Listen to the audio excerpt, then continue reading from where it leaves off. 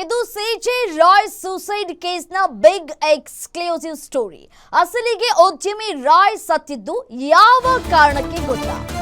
Roy suicide case ತನಿಖೆ ಬೆನ್ನತ್ತಿದ್ದಂತಹ ಎಸ್ಐಟಿಗೆ ಏನ್ ಸಿಕ್ಕಿದೆ ಇಲ್ಲಿಯವರೆಗೂ ಕೂಡ?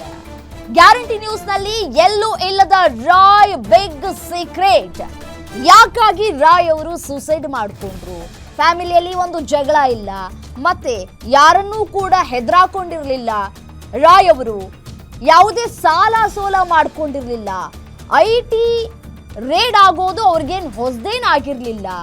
ಬಹಳಷ್ಟು ಕಷ್ಟಪಟ್ಟು ಮೇಲ್ ಬಂದಂತಹ ವ್ಯಕ್ತಿ ಈ ರೀತಿಯಾಗಿ ಆತ್ಮಹತ್ಯೆಯನ್ನ ಯಾಕೆ ಮಾಡ್ಕೊಳ್ತಾರೆ ಅನ್ನುವಂತಹ ಪ್ರಶ್ನೆಗಳು ಕಾಡ್ತಾ ಇತ್ತು. ಉದ್ಯಮಿ ರಾಯ್ ಆತ್ಮಹತ್ಯೆಗೆ ಅಸಲಿ ಕಾರಣವಾದ್ರೂ ಏನು? ವ್ಯವಹಾರಿಕವಾಗಿ ಲಾಭದಲ್ಲೇ ಇದ್ದ ರಾಯ್ ಆತ್ಮಹತ್ಯೆಗೆ ಶರಣಾಗಿದ್ ಯಾಕೆ? ಕುಟುಂಬಸ್ಥರ ನಡುವೆಯೂ ಯಾವುದೇ ವೈಮನಸ್ಸು ಇರಲಿಲ್ಲ. ಜಾಲಿ ಆಗಿದ್ದಂತಹ ರಾಯ್ ಮುಖದಲ್ಲಿ ಯಾವಾಗ್ಲೂ ನಗು ಇರ್ತಾ ಇತ್ತು.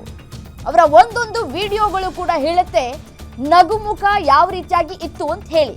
IT ರೇಡ್ ಸಂದರ್ಭದಲ್ಲೂ ಕೂಡ ಅಧಿಕಾರಿಗಳಿಗೆ ಕೈ ಬೀಸಿ ಹಾಯ್ ಹೇಳಿದಂತಹ ರಾಯ್ ಸದ್ಯ IT ಅಧಿಕಾರಿಗಳಿಂದಲೂ ಕೂಡ ಮಾಹಿತಿಯನ್ನ ಕಲೆ ಹಾಕಿರುವಂತಹ SIT ಟೀಮ್ ವಿಚಾರಣೆ ವೇಳೆಯೂ IT ಮುಂದೆ ಆತಂಕ ಇಲ್ಲದೆ ಮಾತಾಡ್ತಾ ಇದ್ರಂತೆ ರಾಯ್ ಅವರು. ಕಾರಿಳಿದು ಕಚೇರಿಗೆ ಎಂಟ್ರಿ ಆಗ್ತಲೇ IT ಅಧಿಕಾರಿಗಳತ್ತ ಕೈ ಬೀಸಿದ್ದಂತಹ ರಾಯ್ ಹಾಯ್ ಆಫೀಸರ್ಸ್ ಅಂತ ನಗುತ್ತಲ್ಲೇ ಇದ್ರಂತೆ ರಾಯ್ ಅವರು. ಹಾಗಾದ್ರೆ IT ಅಧಿಕಾರಿಗಳ ಒತ್ತಡ ಅನ್ನೋದು ರೀಸನ್ನೇ ಅಲ್ವಾ?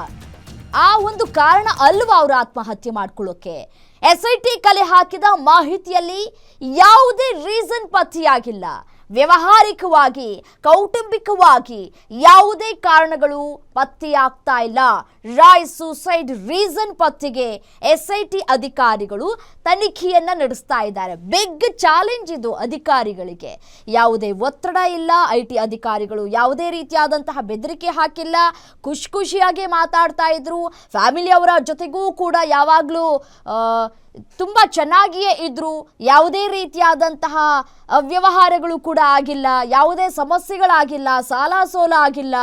ಕಾರಣ ಏನು ಅನ್ನುವಂತಹ ಪ್ರಶ್ನೆಯಾಗಿಯೇ ಉಳಿದಿದೆ. ಸದ್ಯಕ್ಕೆ SIT ತನಿಖೆಯನ್ನ ಮುಂದುವರಿಸ್ತಾ ಇದೆ. ಇದೇ ವಿಚಾರಕ್ಕೆ ಸಂಬಂಧಪಟ್ಟಂತೆ ಮತ್ತಷ್ಟು ಡೀಟೇಲ್ಸ್ ಕೊಡ್ತಾ ಹೋಗ್ತಾರೆ crime bureau head SK Manjunath ನೇರ ಸಂಪರ್ಕದಲ್ಲಿ ಜಾಯಿನ್ ಆಗಿದ್ದಾರೆ. ಮಂಜುನಾಥ್, ರಾಯ್ ಅವರ ಸೂಸೈಡ್ನ ಸುತ್ತ ಎಷ್ಟೇ ಅನುಮಾನಗಳು ವ್ಯಕ್ತವಾಗ್ತಾ ಇದ್ರು, ಪ್ರಾಥಮಿಕ ತನಿಖೆ ಏನ್ ಹೇಳ್ತಾ ಇದೆ ಅಂತಂದ್ರೆ ಯಾವುದೇ ರೀಸನ್ಸ್ಗಳು ಸಿಗ್ತಾ ಇಲ್ಲ. ಈಗಿರುವಂತಹ ಚಾಲೆಂಜ್ ಏನು SIT ಅಧಿಕಾರಿಗಳ ಮುಂದೆ ಅಂತ? ರಮ್ಯ, ಇಲ್ಲಿ IT ದಾಳಿ ಪದೇ ಆಗ್ತಾ ಇದೆ ಅನ್ನೋ ಕಾರಣಕ್ಕಾಗಿ ಬೇಸತ್ತು ಆತ್ಮಹತ್ಯೆಗೆ ಶರಣಾಗಿದ್ದಾರೆ ಅಂತಕ್ಕಂಥ ಮಾತುಗಳು ಆರಂಭದಲ್ಲಿ ಕೇಳಿ ಬಂದಿತ್ತು. ಅದಕ್ಕೆ ಸಂಬಂಧಪಟ್ಟಂತೆ ತನಿಖೆಯನ್ನು ಕೈಗೊಂಡಂಥ ಸಂದರ್ಭದಲ್ಲಿ ಯಾವುದೇ ಅದಕ್ಕೆ ಪೂರಕವಾದಂಥ ಸಾಕ್ಷಿಗಳು ಸಿಗ್ತಾ ಇಲ್ಲ. ಹೀಗಾಗಿ ಸರ್ಕಾರ ಒಂದು ಕಡೆ ಇವರ ಆತ್ಮಹತ್ಯೆ ಪ್ರಕರಣಕ್ಕೆ ಸಂಬಂಧಪಟ್ಟಂತೆ ಸತ್ಯಾಸತ್ಯತೆ ಹೊರಗೆ ಬರಬೇಕು ಅನ್ನೋ ನಿಟ್ಟಿನಲ್ಲಿ SIT ತಂಡವನ್ನು ರಚನೆ ಮಾಡಿದ್ರು. SIT ತಂಡ ಏನೆಲ್ಲ ಅನುಮಾನಗಳು ಈ ಪ್ರಕರಣದಲ್ಲಿ ಕೇಳಿ ಬರ್ತಾ ಇದೆ ಆ ಆಯಾಮಗಳಲ್ಲಿ ಒಂದೊಂದು ತಂಡವನ್ನು ರಚನೆ ಮಾಡಿ ಇನ್ವೆಸ್ಟಿಗೇಷನನ್ನು ಮುಂದುವರಿಸಿದ್ದಾರೆ. ಇಲ್ಲಿ ನಾವು ಬೆಳಗ್ಗೆ ಒಂದು ಸುದ್ದಿಯನ್ನು ಪ್ರಸಾರ ಮಾಡಿದ್ವಿ. ಅದರಲ್ಲಿ ಏನು CDR ಅನ್ನು ತೆಗೆದಂಥ ಸಂದರ್ಭದಲ್ಲಿ ಅವರು ನಾರ್ಮಲ್ ಕಾಲಲ್ಲಿ ಯಾವ ಜೊತೆನೂ ಸಹ ಮಾತಾಡಿಲ್ಲ, ತುಂಬ ವಿರಳವಾಗಿ ಮಾತನಾಡಿದ್ರು. ಜೊತೆಗೆ ಇಂಟರ್ನೆಟ್ ಕಾಲನ್ನು ಬಳಸ್ತಾ ಇದ್ರು ಅನ್ನತಕ್ಕಂಥ ಮಾಹಿತಿಯನ್ನು ಈಗ SIT ಅಧಿಕಾರಿಗಳು ಕಲೆ ಹಾಕಿದ್ದಾರೆ. ಅದಕ್ಕೆ ಸಂಬಂಧಪಟ್ಟಂತೆ ಸರ್ವಿಸ್ ಪ್ರೊವೈಡರ್ಗಳಿಗೆ ಒಂದು ಪತ್ರವನ್ನು ಬರೆದು ಇಂಟರ್ನೆಟ್ ಕಾಲು ಎಲ್ಲಿ ಯಾರ ಜೊತೆ ಮಾತಾಡಿದ್ದಾರೆ, ಎಷ್ಟು ಸಮಯ ಮಾತಾಡಿದ್ದಾರೆ ಅನ್ನೋದ್ರ ಬಗ್ಗೆ ಸಹ ಮಾಹಿತಿಯನ್ನು ಕಲೆ ಹಾಕುವಂಥ ಕೆಲಸವನ್ನು ಮಾಡ್ತಾ ಇದ್ದಾರೆ. ಇನ್ನುಳಿದಂತೆ ಇದೇ ರಾಯಿ ದುಬೈಯಿಂದ ಬಂದಂಥ ಸಂದರ್ಭದಲ್ಲಿ ಬೆಂಗಳೂರಿನ ಹಲಸೂರು ಕೆರೆ ಬಳಿ ಇರ್ತಕ್ಕಂಥ ಕಾರ್ನಾಡ್ ಹೋಟೆಲ್ನಲ್ಲಿ ಉಳ್ಕೊತಾ ಇದ್ರು. ಅಲ್ಲಿನ 24ನೇ ಫ್ಲೋರ್ನಲ್ಲಿದ್ದಂಥ ಒಂದು ಸೂಟಲ್ಲಿ ಅವರು ಉಳ್ಕೊಳ್ತಾ ಇದ್ರು. ಅಲ್ಲಿಗೆ ಭೇಟಿ ಕೊಟ್ಟು ಸ್ಥಳ ಮಹಜರನ್ನು ಮಾಡಿದ್ದಾರೆ. ಅಲ್ಲಿಗೆ ಇದ್ದಂಥ ಇಬ್ಬರು ಡ್ರೈವರ್ಗಳನ್ನು ಸಹ ವಿಚಾರಣೆಗೆ ಒಳಪಡಿಸಿರ್ತಕ್ಕಂಥದ್ದು.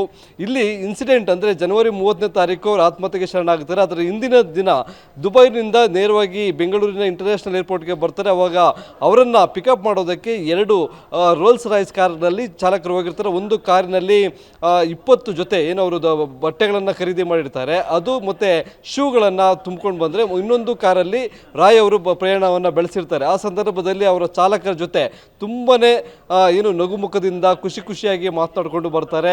ಅಲ್ಲಿಂದ ಹೋಟೆಲ್ಗೆ ಬಂದು ಹೋಟೆಲಲ್ಲಿದ್ದಂಥ ಅವರ ಕುಟುಂಬಸ್ಥರ ಜೊತೆ ಸ್ವಲ್ಪ ಸಮಯ ಕಳೆದು ನಂತರ IT ಅಧಿಕಾರಿಗಳು ಏನೋ ಒಂದು ಸ್ಟೇಟ್ಮೆಂಟನ್ನು ದಾಖಲು ಮಾಡ್ಕೊಳ್ಳೋದಕ್ಕೆ ಸೂಚನೆಯನ್ನು ಕೊಟ್ಟಿರ್ತಾರೆ. ಹಾಗಾಗಿ ಆ ಹಿನ್ನೆಲೆಯಲ್ಲಿ ಹೊಸೂರು ರಸ್ತೆ ಕಾನ್ಫಿಡೆಂಟ್ ಕಚೇರಿಗೆ ಬರ್ತಕ್ಕಂಥದ್ದು. ಅಲ್ಲಿವರೆಗೂ ಏನಾಯಿತು ಅನ್ನೋದ್ರ ಬಗ್ಗೆ ಈಗ SIT ಅಧಿಕಾರಿಗಳು ಚಾಲಕರ ಬಳಿ ಒಂದು ಮಾಹಿತಿಯನ್ನು ಸಹ ಕಲೆ ಹಾಕಿದ್ದಾರೆ. ಇನ್ನು IT ಅಧಿಕಾರಿಗಳು ವಿಚಾರಣೆ ಒಳಪಡಿಸಿದಂಥ ಸಂದರ್ಭದಲ್ಲಿ ಅವರು ಹೇಳಿರ್ತಕ್ಕಂಥ ಮಾಹಿತಿ ಕೇಳಿ ಸಹ ಶಾಕ್ ಎದುರಾಗದೆ. ಯಾಕೆಂತಂದರೆ ಇಲ್ಲಿ IT ಅಧಿಕಾರಿಗಳು ಪದೇ ದಾಳಿ ಮಾಡ್ತಾ ಇದ್ದಾರೆ ಅನ್ನೋ ಒಂದು ಒತ್ತಡಕ್ಕೆ ಒಳಗಾಗಿದ್ರು, ಜೊತೆಗೆ ಆ ಒಂದು ಬೇಸರದಿಂದ ಆತ್ಮಹತ್ಯೆ ಮಾಡ್ಕೊಂಡಿದ್ರು ಅಂತಕ್ಕಂಥ ಪ್ರಶ್ನೆಗೆ ಇಲ್ಲಿ IT ಅಧಿಕಾರಿಗಳು ಯಾವುದೇ ರೀತಿಯಾದಂಥ ನೋಟಿಸನ್ನು ಸಹ ನಾವು ಕೊಟ್ಟಿಲ್ಲ. ಜೊತೆಗೆ ಏನು ನಾವು ಕರೆದಿದ್ದಂಥ ಹೇಳಿಕೆ ದಾಖಲು ಮಾಡಿಕೊಳ್ಳುವ ಪ್ರಕ್ರಿಯೆಗೆ ಕರೆದಿದ್ವಿ, ಆ ಸಂದರ್ಭದಲ್ಲಿ ಅವರು ರೋಲ್ಸ್ ರಾಯ್ ಕಾರನ್ನು ಇಳಿದು ತುಂಬ ಖುಷಿಯಿಂದ ಒಳಗಡೆ ಬಂದಿದ್ರು, ಕಚೇರಿಗೆ ಎಂಟ್ರಿ ಆಗಿದ್ರು.